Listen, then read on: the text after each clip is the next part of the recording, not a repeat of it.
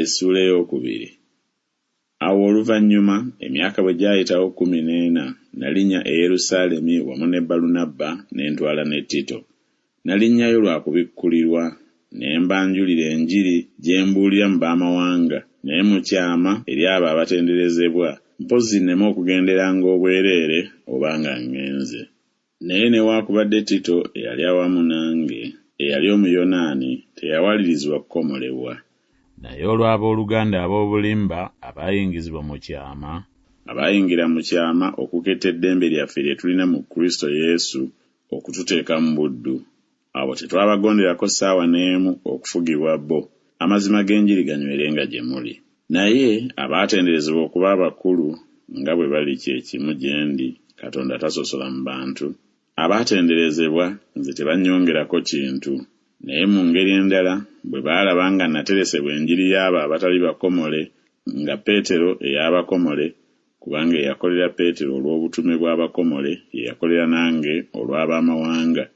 Era bwe baategeera ekisa kye naweebwa, Yakobo ne Keefa ne Yokaana abaatenderezebwa okuba empagi ne batuwa omukono ogwa ddyo ogw'okussa ekimu, nze ne Balunabba ffe tugende eri abamawanga, bo bagende eri abakomole.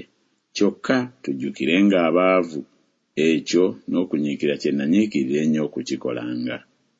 Naye Keefa bwe yajja e Antiyokiya namuwakanya nga tulabagana amaaso n'amaaso, kubanga yali mukyamu ddala. Kubanga olubereberye abantu nga tebannaba kujja kuva wa Yakobo yalyanga n'abamawanga, naye bwe bajja ne yeeyawula n'abaawukanako ng'ate abakomole. Era n'Abayudaaya abalala bonna ne bakuusakuusa wamu naye, ne Balunabba n'okuwalulwa n'awalulwa obukuusa bwabwe. Naye bwe nalaba nga tebaakwata kkubo golokofu mu mazima g'enjiri, ne ŋŋambira Keefa mu maaso gaabwe bonna nti, obanga ggwe bw'oli Omuyudaaya ogoberera empisa z'abamawanga ezitali za Kiyudaaya, owaliriza otya abamawanga okugobereranga empisa z'Ekiyudaaya? Ffe Abayudaaya ab'obuzaaliranwa abatali ba mu bamawanga abalina ebibi, naye bwe tumanyi ng'omuntu taweebwa butuukirivu lwa bikolwa by'amateeka wabula olw'okukkiriza Yesu Kristo, era naffe twakkiriza Kristo Yesu tulyoke tuweebwe obutuukirivu olw'okukkiriza Kristo, naye si lwa bikolwa by'amateeka, kubanga olw'ebikolwa eby'amateeka tewali alina omubiri aliweebwa obutuukirivu.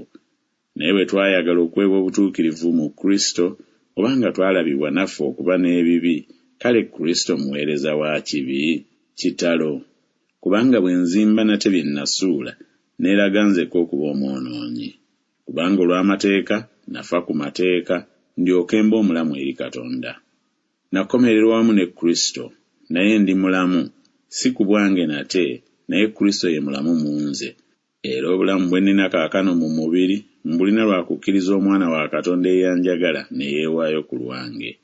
Sidibya kisa kya Katonda, kubanga obutuukirivu bwe buba mu mateeka nga Kristo yafiira bwereere.